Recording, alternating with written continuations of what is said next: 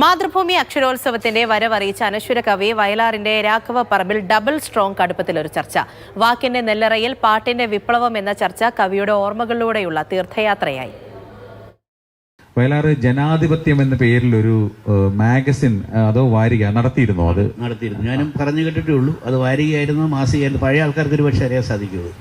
ചന്ദ്രകളഭത്തിന്റെ മുറ്റത്തെ മരത്തണലിൽ വീണ്ടും ഒരു ഒത്തുകൂടൽ.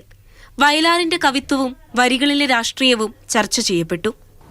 നാളെ വിപ്ലവം വരും എന്ന വലിയ പ്രതീക്ഷയോടുകൂടി അതിന് സ്വയം ബുദ്ധിപരമായും ഭൗതികമായും ഒക്കെ സമർപ്പിച്ച ഒരു വലിയ നിര ആ കാലത്തെ യുവാക്കളിലുണ്ടായിരുന്നു. പിന്നീട് ഒരുപക്ഷെ ആ കമ്മ്യൂണിസ്റ്റ് പ്രസ്ഥാനം അതിൻ്റെ പിന്നീടുണ്ടായ ഗതിമാറ്റങ്ങൾ, കമ്മ്യൂണിസ്റ്റ് പ്രസ്ഥാനത്തിന് പിന്നീട് സംഭവിച്ച പ്രത്യയശാസ്ത്രപരമായ അല്ലെങ്കിൽ കമ്മ്യൂണിസ്റ്റ് പ്രസ്ഥാനം ഉണ്ടാക്കിയ ഡിസില്യൂഷൻമെന്റ്, കമ്മ്യൂണിസ്റ്റ് പാർട്ടികളുടെ പിളർപ്പ്, ഇതൊക്കെയാണ് പിന്നീട് ഒരുപക്ഷെ ഇവരെയൊക്കെ ബാധിക്കുകയും.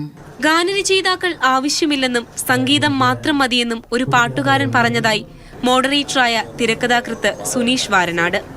അതിന് വയലാറിന്റെ മകനും ഗാനരചയിതാവുമായ ശരചന്ദ്രവർമ്മ നൽകിയ മറുപടി കയ്യടിയോടെ സദസ്സ് സ്വീകരിച്ചു. ജനിക്കുമ്പോഴേ ആദ്യമേ സംഗീതം ഉണ്ടായത്, ശബ്ദമായിരുന്നു. അങ്ങനെയല്ലേ നമ്മുടെ ഒരു കുഞ്ഞ് നമുക്കുണ്ടാകുകയാണ്.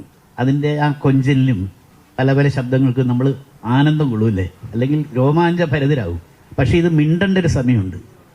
ആ സമയത്ത് ഇത് മിണ്ടിയില്ലെങ്കിലോ, അക്ഷരം ചുണ്ടത്തെപ്പോൾ വരുന്നോ അപ്പോഴാണ് ആ സംഗീതത്തിന്റെ പ്രാധാന്യം കൂടുന്നത്.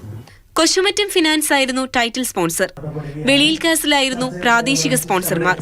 ജനുവരി 29 മുതൽ ഫെബ്രുവരി 1 വരെ തിരുവനന്തപുരം കനകക്കുന്നിലാണ് മാതൃഭൂമി അക്ഷരോത്സവം.